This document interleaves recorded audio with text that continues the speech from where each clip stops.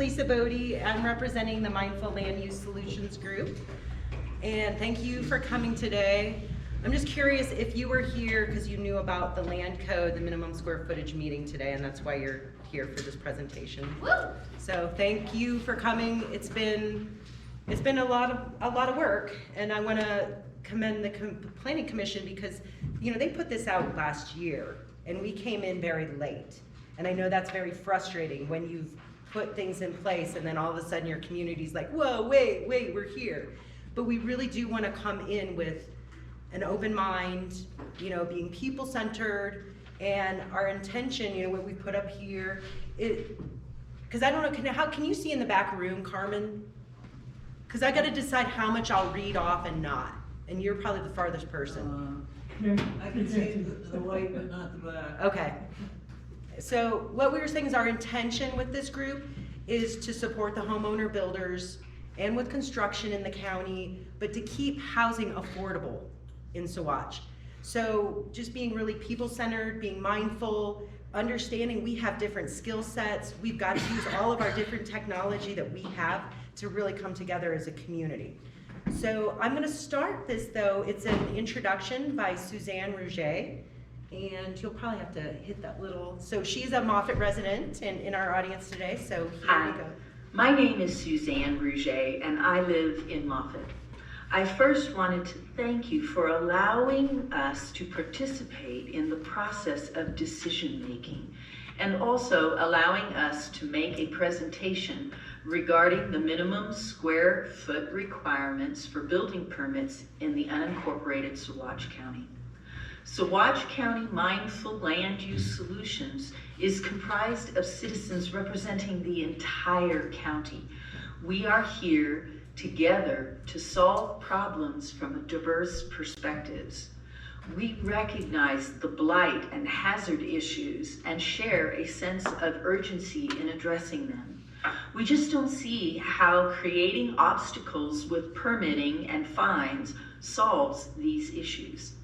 Things are changing quickly here, and guiding that growth in sustainable ways is essential to living into the future within our means. Many newcomers to the valley, including myself, have been drawn here because of the leniency of our codes and the encouragement for owner builders. We could become a model of sustainable growth. We have an opportunity to keep the door open to ingenuity, advancement in building styles and materials. We have identified the following populations who would benefit from a less restrictive square footage requirements: veterans, disabled, migrant workers, extended family care, millennials and first-time homeowners, COVID lockdown displacement, natural disaster displacement, the spiritual centers, cabins, mortgage-free elders, and owner builders. We ask that you consider the advantages to these people in keeping our codes as is, or at the very least, following the same codes as the Colorado state rules and regulations. Thank you so much for considering our proposals and for continuing the process. Thanks, Suzanne, for getting that together. So, as she mentioned, we're really here to work together. I don't think any of us envy any of your positions or Amber and being in land use and how complicated it is to look at codes, to look at regulations, and to look at changes and in a changing landscape that we've had in these last couple of years. Especially with that, there's a lot of different economic factors that are playing in with the job loss, with COVID, with people moving, and we are seeing an increase in people wanting to go to rural areas. They want out of the cities. So we've got to really be clear of what we value here and why we're all here together. So when this group came together, and then we were like, well, we better start doing some education ourselves. And so it's come now, we've got a room full, but we've had about 125 people, whether it's a letter, an email, or come to a meeting. And so we've held these 7 different meetings over these last 4 months. But we realized we needed to do a lot of research ourselves and understand and educate ourselves about the county. One of the key things that we found in the master plan, and I will read this one, it's like planning and land use regulation is a democratic process. Therefore, land use decisions and policy making should be carried out in a transparent manner and with great integrity. Citizen input should be actively sought in reviewing or adopting plans, policies, and regulations. So, for those of you that were there at the meeting when we had the discrepancy with the voting, with Jeff, with Joe, I want to apologize in our group. It's like, but we're really following your plan going, we felt like you should be coming to us and asking our opinions and working with us. So there's a lot of confusion around processes, protocols, policy, and how we do that. So we're trying to educate ourselves, and we need your help in that piece too.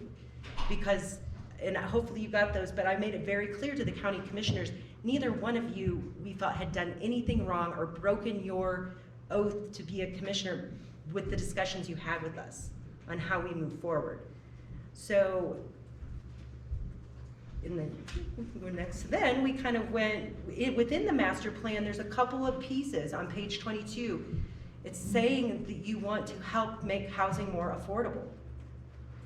And then on the next, you've got promote housing that is inclusive of a variety of incomes, lifestyles, and age groups. And I think this is like probably one of the biggest key pieces in your master plan. It's like promote housing that is inclusive of a variety of incomes, lifestyles, and age groups. That is changing here. And we're really gonna have to look together to see what is our economic base. And so today, as we keep going, we're gonna look at some of those things of like, what is our income here? What are the house prices selling for now? What is it to get a mortgage? And then really ending today, like how do we come up with some of these solutions together? So when you go deeper into the construction permit piece under the general provisions, you've also got it with the county commissioners recognizing the need to protect the public while maintaining an environment that encourages the development of diverse structure styles and methods.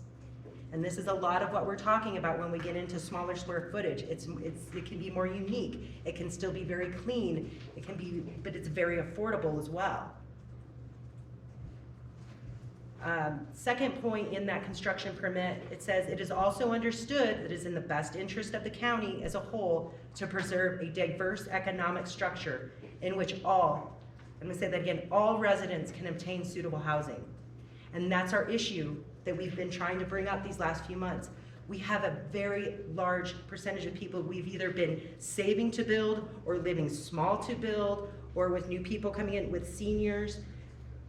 We have to look at, we're following the master plans and the permits for building, we have to come up with new solutions. We really have to talk to each other on this because it's saying all residents can obtain suitable housing. This is a right.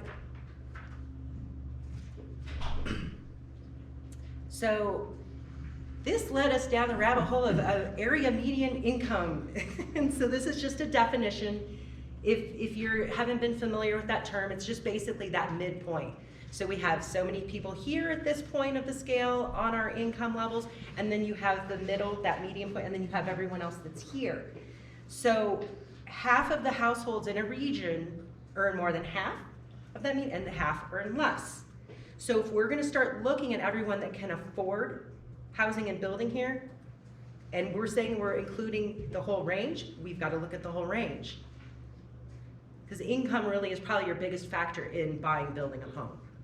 So our median household income in Saguache County is $45,321. What? Wish I made. Did it go? I know, me too. How many of you make that much here? Or consistently make that much here?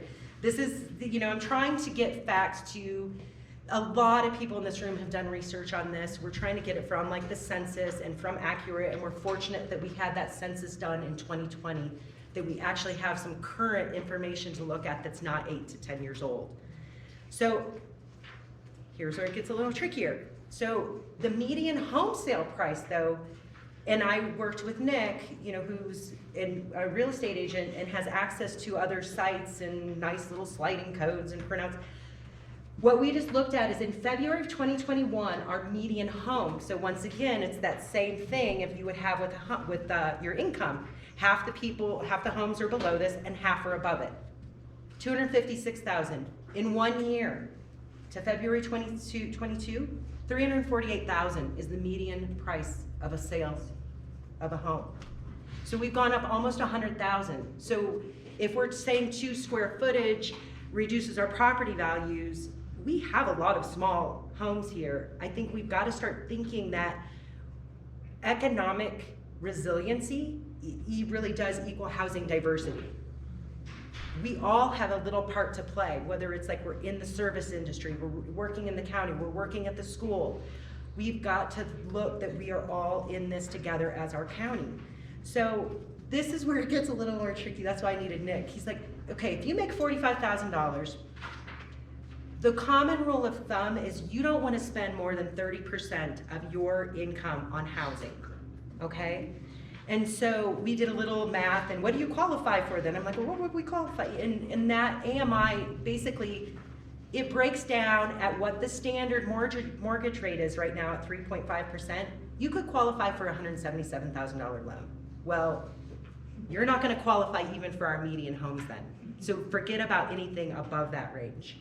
So we are actually talking now about probably at least 50% or more of our working population that's going into that category of not being able to afford to build here. We've talked with, I'll get into that one next. We'll go to